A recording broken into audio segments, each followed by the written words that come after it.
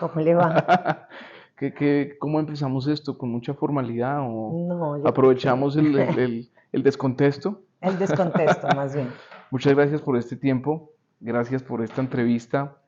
Vamos a hablar de tu último documental, pero yo creo que van a salir más temas, ¿no? Y lo primero, cuando uno habla con una mujer que ha estado detrás de la vanguardia del cine en Colombia en las últimas, voy a decir década y media, Sí, como sí, que está bien, digamos está bien. década y Son media, 15 no voy a años, decir dos, voy a decir década y está media son bien. 15 años.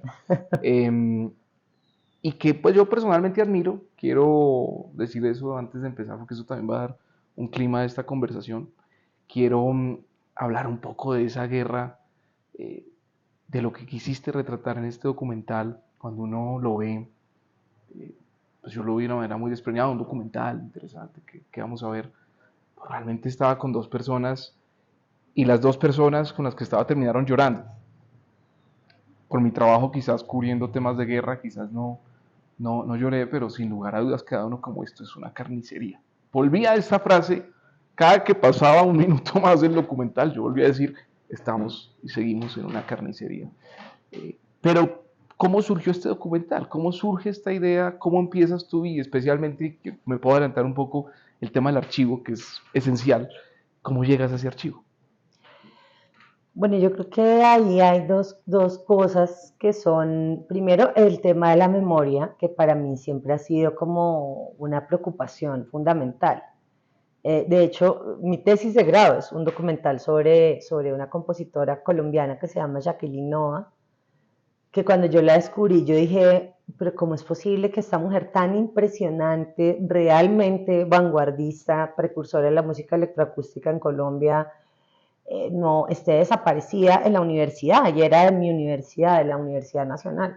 Pero aparte yo decía, pero aparte se acabó la carrera de composición, o sea, graduamos intérpretes, qué cosa tan tan medieval, tan extraña, ¿no? Entonces me empecé a obsesionar con el personaje y con la memoria y hice esa peli. Y realmente siempre ha sido como una obsesión para mí las imágenes, por supuesto, pero también el significado de las imágenes que para mí son como un reservorio de la memoria. Eh, y ahí digamos como que se juntan todos esos elementos con mi sensación como de la cantidad de imágenes que hacemos que no tienen sentido. Entonces yo dije, quiero pensar en las imágenes que más me han impactado.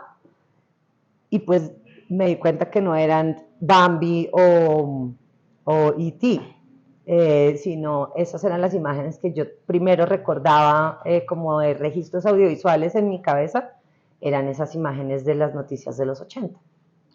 ¿Qué pasaba realmente en los medios? Yo creo que esa pregunta está ahí, la apuntas a los medios, eh, lo cuestionas de una manera muy tranquila, pero lo cuestionas, ¿no? Y decir, bueno, pero ¿qué estaba pasando en los medios también?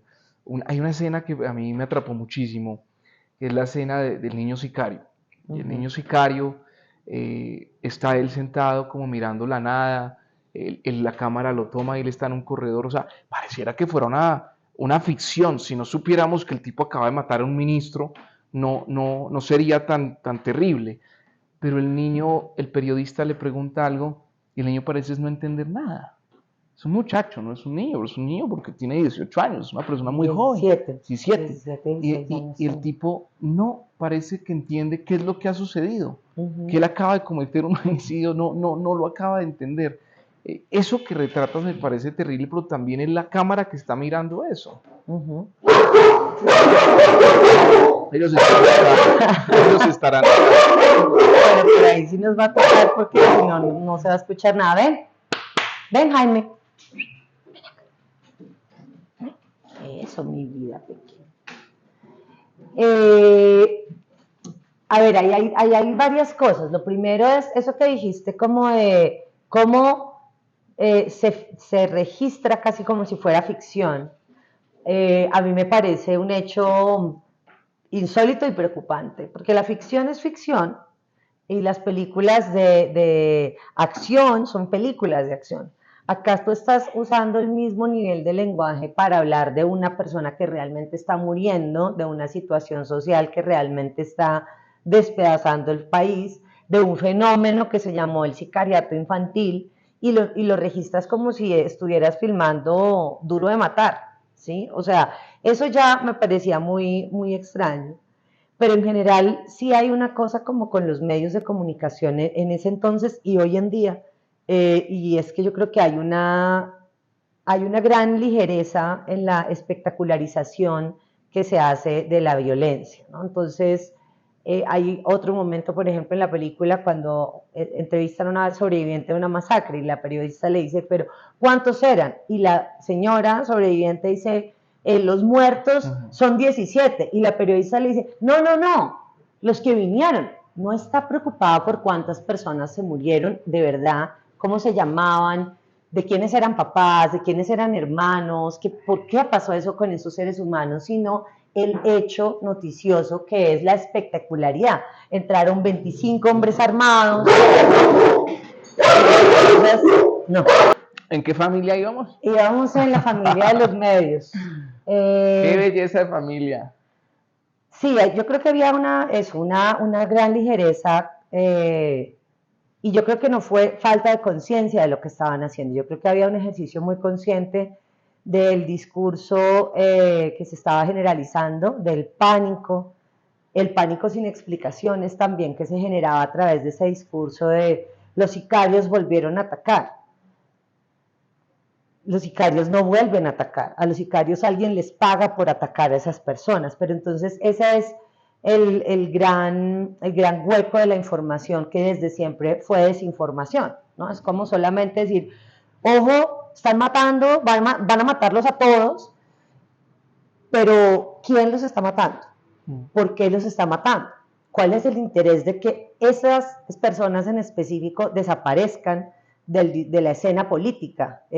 ¿Por qué el sindicalismo está siendo víctima de todo esto? ¿Por qué solamente es o mayoritariamente es este partido político? No, esa noticia se quedaba solamente en la espectacularidad noticiosa y en el pánico que eso generaba. Creo yo y que eso sigue sucediendo hoy en día también. Y esa construcción de relato que le sirve también a un poder y que le sirve también, esto me recuerda mucho esa escena de nuestra historia, digo escena porque parece una tragedia, ¿no? Como estamos en pleno M-19 tomándose el palacio, los militares entrando de una manera totalmente deshumanizante y de todas las fechorías que ya hemos visto con el tiempo que han salido a la luz, y apagan y ponen un partido. No. Me parece que ese momento es clave para mostrar a qué jugaban los medios y quiénes estaban detrás de los medios, ¿no? O sea, que a veces han jugado siempre una neutralidad que nunca han tenido. Sí, y ahí hay otra cosa con la que yo trato de trabajar en la película y es no solamente esa espectacularización, sino eh, cuando ves los muertos de primera clase y los muertos, otros muertos, ¿no? El campesinado sin nombres, solamente son números, sin causas, sin nada. Los magnicidios, por supuesto, es como hay una esposa, hay unos hijos, tenían unos nombres, los funerales son súper impresionantes, pero la población civil, que fue lo que en ese momento se empezó a llevar por delante el auge del paramilitarismo, que en ese momento siento que es cuando pues se desborda el fenómeno del paramilitarismo en Colombia, porque eso pues es la llegada de Jay Klein y toda esta gente, es ahí en los 80s. Pero entonces es esa población civil que se vuelven anónimos, que se vuelven solamente números. Y eso también es una narrativa muy complicada que se masificó a través de los medios de comunicación en ese momento y que sigue perpetuándose hasta el día de hoy, ¿no? Que les encantan los números. A mí me impresiona eso, como que fácil nos sale decir 87 líderes sociales asesinados hasta hoy, pero ¿en qué territorio estaban? ¿Cuál era su activismo? ¿Cuál era su familia? ¿En qué condiciones fue asesinado? ¿No? O sea, es como asesinada. Esas que son las cosas que realmente nos hacen empatizar con una víctima, es lo que las noticias sacan. Y entonces lo que hacen es como un poco como sacarnos el corazón también, ¿no? Sacarnos la capacidad de empatizar con el dolor humano. Sí, llevar el dolor de lo cualitativo a lo cuantitativo. El dolor deja de ser una historia y pasa a ser es un número que pues 6.400, 35.000, al final creo que la Comisión de la Verdad saca 1 millón de personas afectadas como víctimas, pero eso es tan abstracto al final que pasa, ¿no? Ujú. Hay algo, quiero volver porque me parece muy importante esto, como a ver si la cogí. Tú haces una reflexión y dices, quiero ver cuáles fueron las imágenes que a mí realmente me impactaron. Ujú. Y aparecen esas imágenes. Y dices, tengo que mostrar eso. Pero ese desencuentro también con la memoria y ver la historia que te tocó, la infancia que te tocó, al menos viéndola ahí, tú vuelves con esa frase mucho en el documental, vuelves a decir, pude haber sido uno de estos niños. Pude haber, de hecho el documental abre con unos niños cantando, todos bonitos, en la casa de Nariño. Eh, ¿Cómo es eso? ¿No? Quiero hablar de ese proceso y de tu infancia también ahí.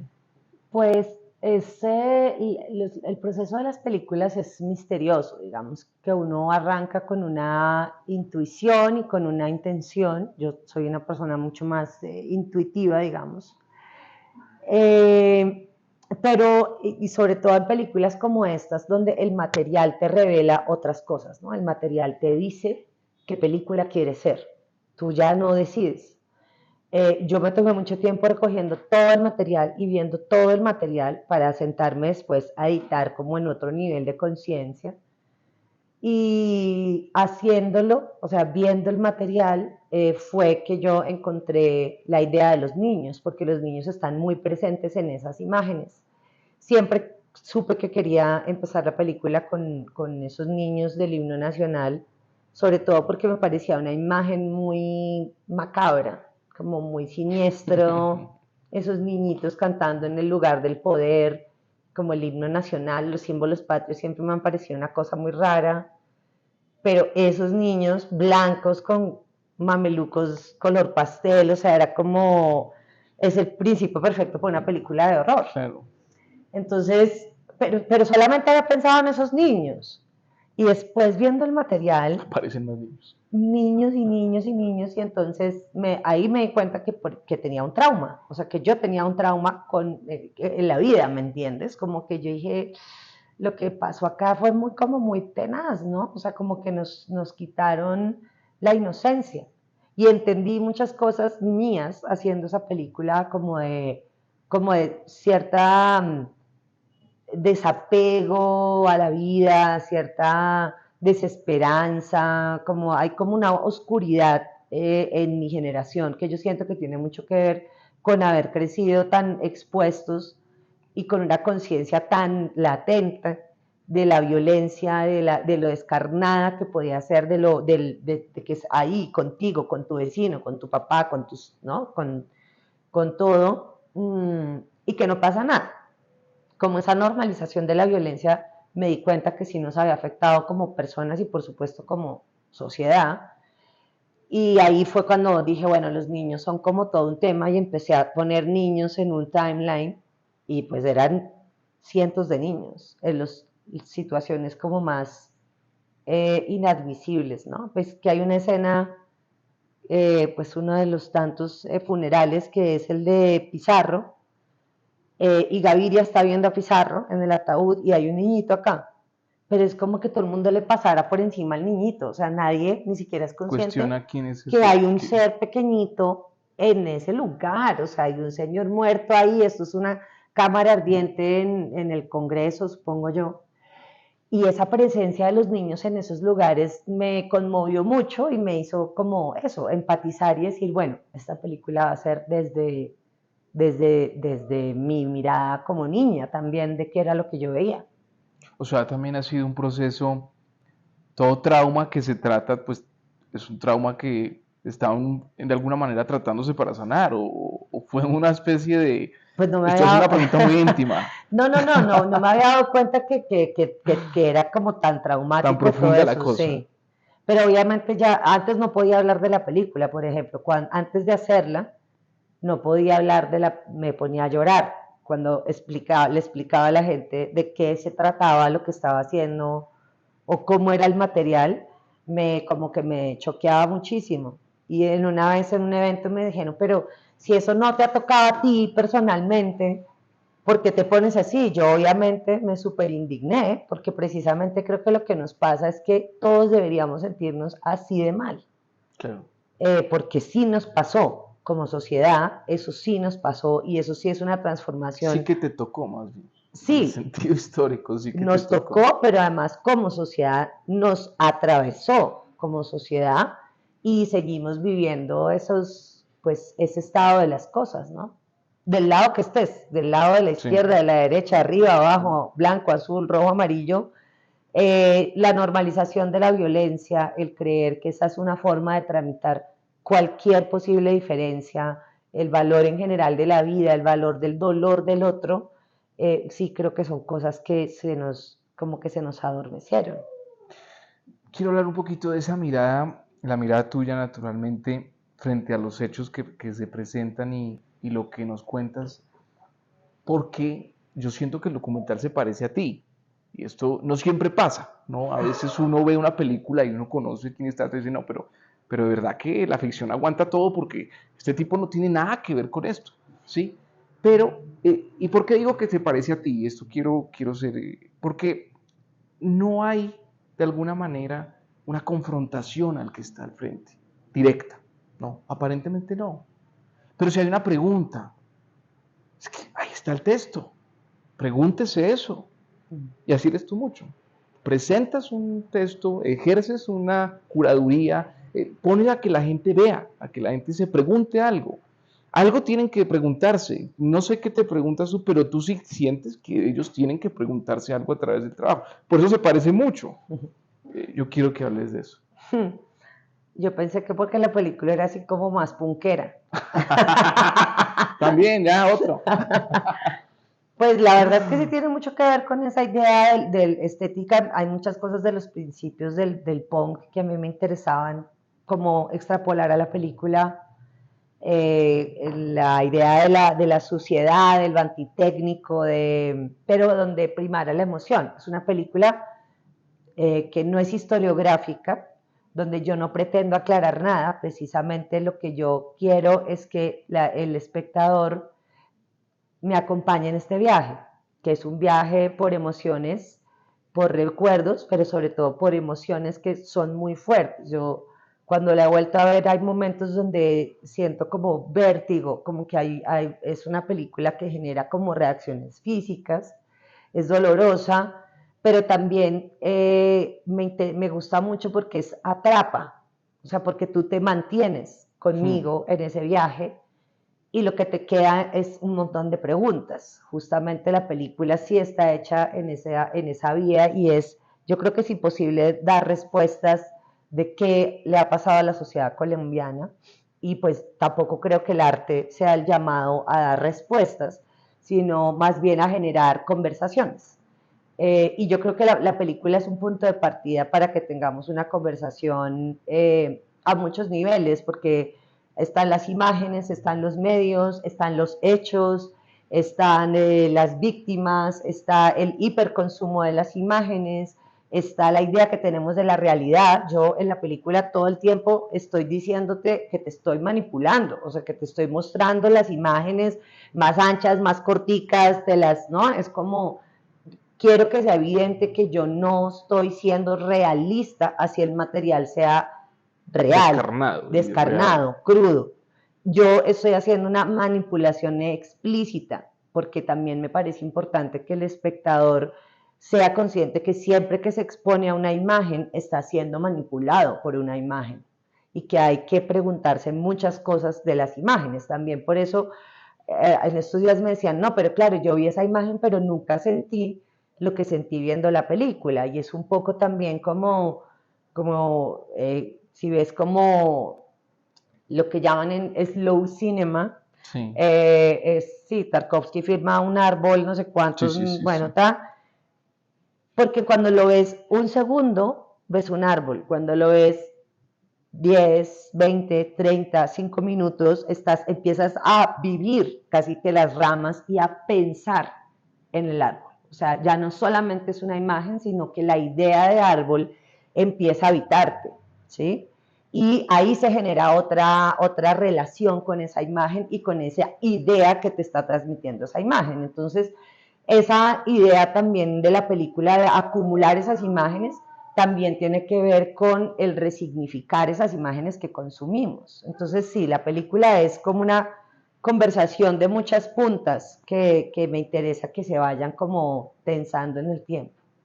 Hay algo que obviamente lo remite a uno también cuando ve la película. Yo nací en el 93, o sea, a mí, el año en que matan a Pablo Escobar, entonces vuelvo un poco como a cierto archivo personal, ¿no? Entonces, hay por ahí un videocassette de los años 90 en mi familia en que mi papá está inflando unas bombas para un cumpleaños de una de mis hermanas, 3 o 4 años, y dice, bueno, afortunadamente estas no son las bombas de Pablo, ¿sí?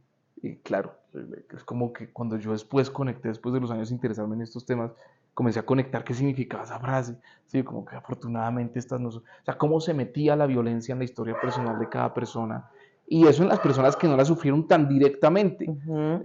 No vayamos más allá, ¿sí? Y por otro lado, digamos, Lacan, que me gusta mucho el psicoanálisis, dice que los artistas muchas veces son el subconsciente de las sociedades. Y a mí me parece muy interesante como este documental, como que es, como que si hubiera sido la misma, o sea, dejando de fuera que claramente lo hiciste tú, es como si la misma sociedad estuviera produciendo su relato de catarsis, es decir, necesitamos ver esto. No de la manera en que lo cuentan los medios, no de una manera realista, sino de una manera más bien emocional, como mire toda esta horrible cosa que no solo estaba pasando, sino además nos la estaban entregando así. Es bonito pensar en eso, como ser un medium, como el artista como un medium de las energías de una sociedad que necesita drenar, sublimar cosas. De pronto sí es así, ¿por qué se te ocurre hacer una película en este momento y no en este otro? ¿No? No es porque hubiera tenido más o menos miedo, porque yo igual empecé a pensar esta película cuando estaba todavía presidente Duque, o sea, Claro. pero nunca tuve miedo a hacer la película, por ejemplo, como que sí, después de 40 años, como que yo siento que hay cosas que sí se pueden hacer, que siguen matando y nos siguen matando por muchas cosas, pero de pronto sí, yo sí creo que el arte también como que va sintiendo cuál es el momento de esa sociedad para hacer qué cosas específicamente, qué necesita o qué es pertinente, porque yo creo que nada es importante, yo creo que hay cosas que son pertinentes en determinados momentos, entonces quizás es como por ahí que la película, justo ahora donde sí podemos hablar de memoria, o sea, nosotros pasamos por 8 años de Uribe, donde supuestamente ni siquiera hubo conflicto, ¿sí? Eh, Aquí no pasó nada. Exacto, y luego digamos que es realmente el proceso de paz lo que reabre, no lo que reabre, yo pienso que es la primera vez que la sociedad colombiana empieza a pensar en la importancia de la memoria como un hecho constitutivo para retejer una sociedad, ¿no? Que está muy, muy, muy despedazada. Esa palabra, pues en tu historia con el cine tiene muchos ecos, ¿no? Memoria. Yo creo que todas las personas que pueden ver esta entrevista y conocen tu trabajo, pues saben tu relación con esto. Pero sí ha sido una pregunta muy importante para ti, o sea, una pregunta muy importante. Nosotros, o sea, lo que tú has estudiado o has visto también de nosotros como sociedad, nosotros somos negacionistas. ¿O cómo somos? ¿Cómo somos con la memoria? Eh, no sabría, yo creo que hay muchas cosas, también a veces hay como un acto de protección, de supervivencia. Creo que durante mucho tiempo callarse fue una forma de estar vivo, ¿no? Como que era muy peligroso hablar en este país, pero no solamente eso, sino como que las historias eran tan constantes que, no sé, que está, por ejemplo, en memoria, la historia esta de la persona que está metida debajo de Sí. la cama, que llegan, eso es una historia que atraviesa todas las migraciones del campo y, o sea, de la guerra de los 1000 días, la violencia campesina y el último desplazamiento que hubo en el Cauca. ¿sí? Eso es una narrativa generalizada donde creo que justamente hemos pasado por tantas cosas como sociedad que no queremos volver sobre eso, pero es que nunca lo hemos hecho y nunca lo hemos hecho de la manera correcta y siempre ha sido como, bueno, sobrevivamos y mi familia, Bogotá porque es así de grande, porque la mayoría de personas llegaron Claro, acá desplazadas por algún nivel de violencia de lados, de todo lado. de todo lado, ¿no? Entonces es como, y nosotros normalizamos eso, como, ah, no, si mi familia se vino porque mi papá la amenazaron en Medellín, o mi familia se vino de Ibagué porque mi papá lo secuestraron, o no, El no, mi abuelo fue el sí. que llegó acá en la violencia conservadora, y es como, o sea, ¿no les parece que tenemos algo de qué hablar? O sea, ¿no les parece que la única narrativa que a una persona en Arauca, en San Andrés, en Bogotá y en Medellín sea una historia violenta? ¿No les parece que es algo que como que uno debería trabajar? O sea, yo sí creo que sí. Creo que sí hemos sido negacionistas, que el afán de sobrevivir, la inexistencia del Estado, de un Estado colectivo, porque acá hemos tenido una pseudodemocracia y un pseudoestado para unos muy pocos, que ni siquiera les ha dado garantías a ellos, les ha dado riqueza, Hmm. pero como sociedad no han construido. Entonces, pues una riqueza sin sociedad no tiene como mucho sentido. Entonces sí creo que como sociedad constitutivamente necesitamos empezar a narrarnos, a contarnos, y eso es parte del ejercicio de memoria. Yo creo que por eso uno también hace cine, en serio. Hmm. El cine es una forma de generar otro tipo de memoria. Bueno, ¿qué va a pasar con este documental? ¿Cómo lo van a ver las personas? ¿Cómo van a acceder? ¿Dónde pueden buscarlo? Eh, ¿Cómo se va a lograr que lo pueda ver mucha gente, si uno quisiera decirlo de esa manera? Bueno, pues hay que verlo. Yo, bueno, va a estar en salas de cine, va a arrancar el 1 de junio en salas comerciales en Bogotá, Medellín y Cali. Y luego vamos a hacer un circuito de cine alternativo que me parece muy chévere. Me parece también muy jugado lo que hace Doco, que es la distribuidora que está llevando la película acá, que es arrojarse y decir, bueno, vamos a hacer una proyección en un cineclub en Chigorodó, en Turbo, Antioquia, en Florencia, ¿no? O sea, como esos lugares donde no Sí, hay cine, pero donde el Estado tampoco se tampoco hay compromete, estado. tampoco hay Estado, no A tampoco veces hay hay nada, más cine que estado. es posible.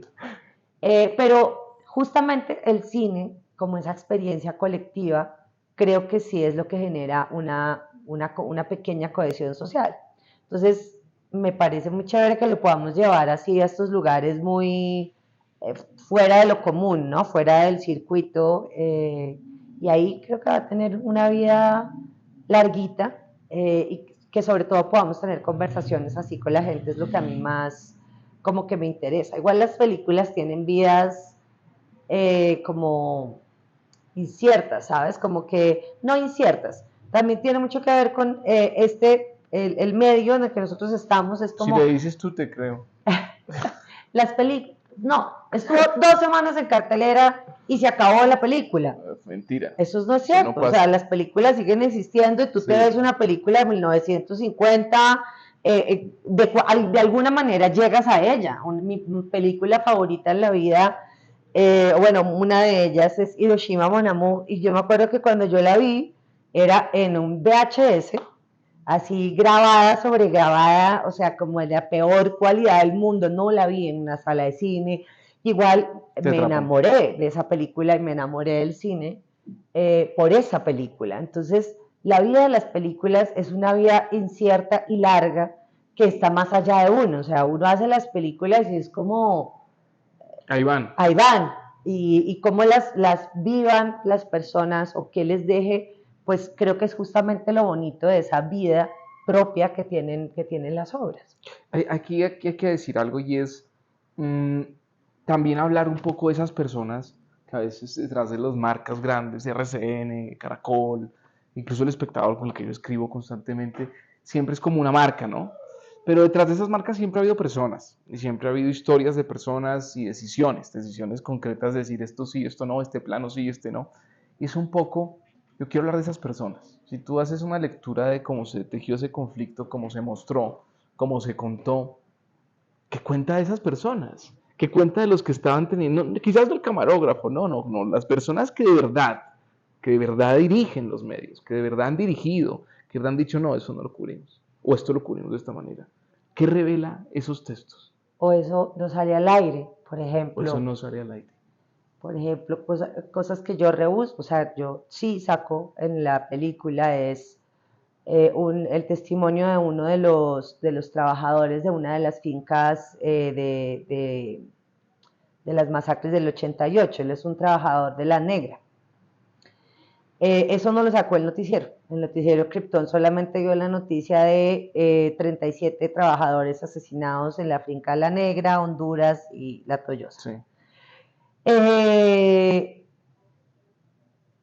es muy complicado porque yo creo que... No, esperemos que no es para meterse en No, líos, no, no, pero no, no. Yo creo que es muy complicado éticamente, ¿no? claro, La claro, película cero, es es para eso. explícita en eso y es el discurso de los medios es un discurso, es una narrativa que estaba pues ligada al poder económico y a cuál es la verdad que nos interesaba, que les interesaba que la opinión pública conociera, ¿no? Entonces, hablar de los 39 muertos en las fincas genera pánico en las fincas, genera pánico en los trabajadores, pero nunca se estaba hablando de quiénes estaban haciendo esas masacres y de cómo los mismos empleadores estaban involucrados Claro. en esas masacres, cosas muy evidentes que se sabían desde un principio que era pues la convivencia del Estado y de las Fuerzas Armadas en una masacre como por ejemplo la de Segovia, que básicamente pues desapareció la policía y la gente del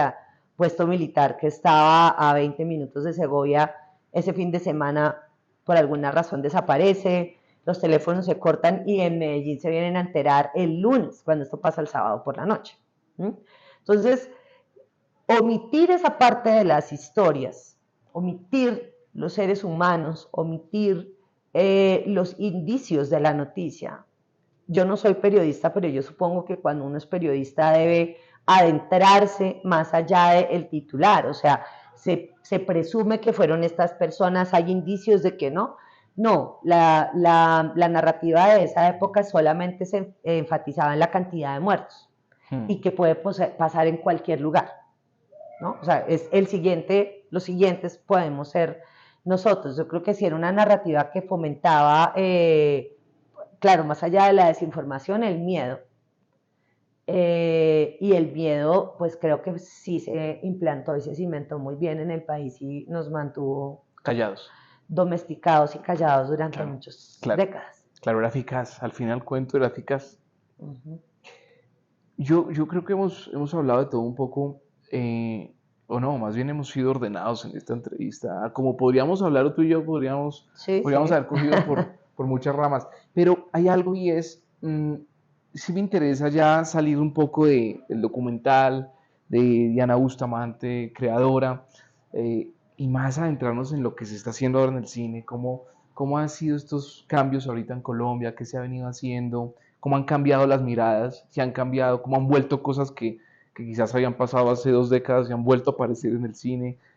¿Qué ha pasado? ¿Qué está pasando con el cine? ¿Cómo podrías contar, tú que le llevas un barómetro chévere al cine, qué estamos haciendo, qué estamos viendo, qué estamos mostrando y qué nos interesa hoy en día? ¿Cómo vamos? Pues vamos bien, yo creo.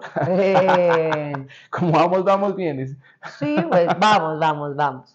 No, yo creo que si hay una cosa que yo la empezábamos a ver justo desde los acuerdos de paz y es la liberación de la mordaza. O sea, como que a partir del 2017, 18,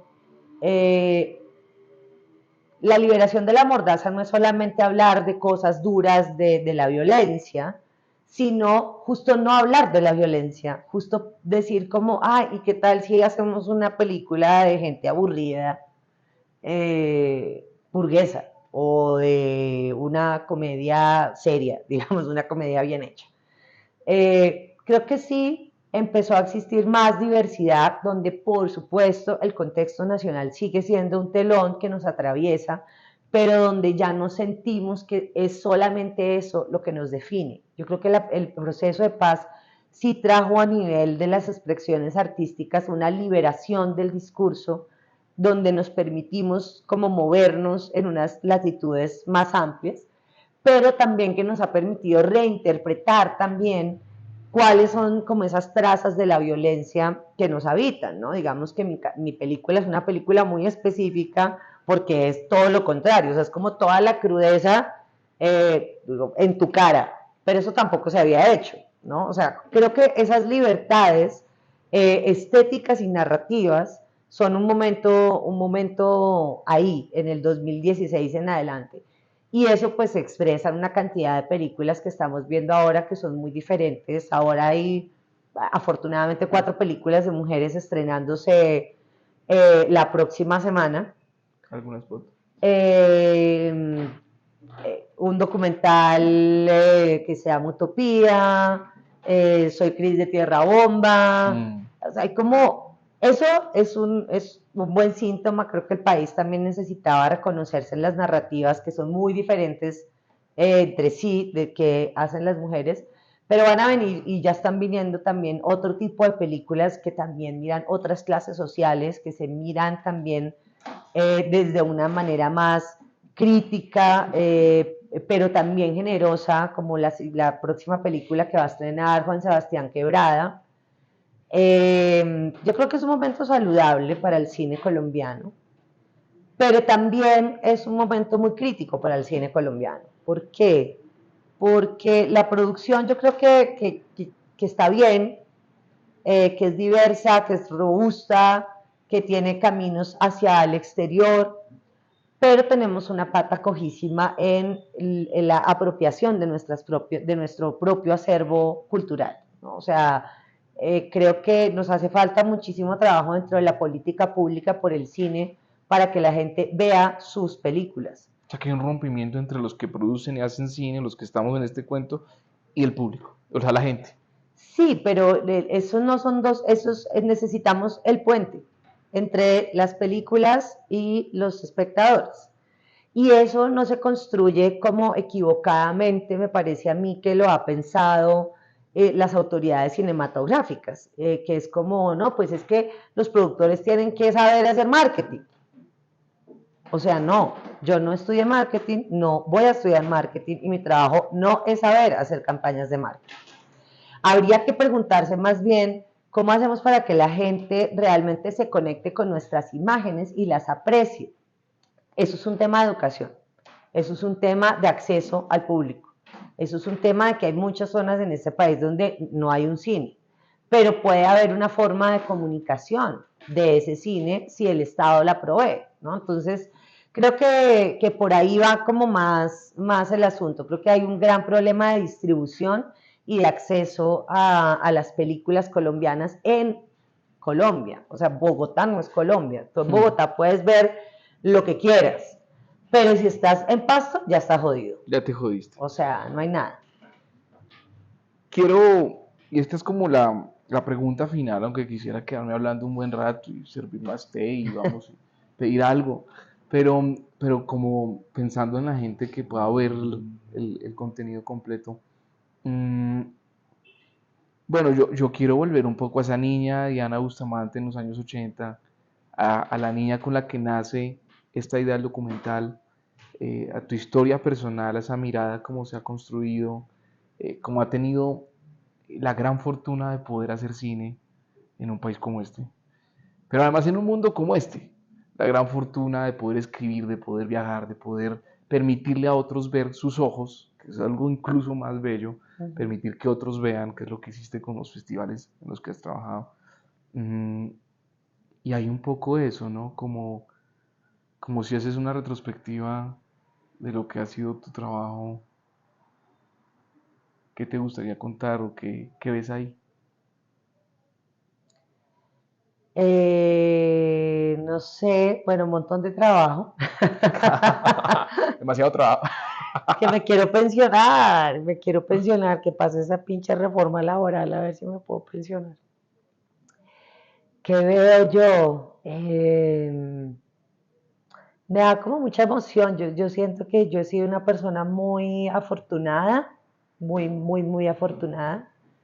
Y esa fortuna, digamos que también la he sazonado con una buena dosis de entrega y de pasión por lo que hago. Y me parece bonito, yo no soy muy consciente de esas cosas, Diego.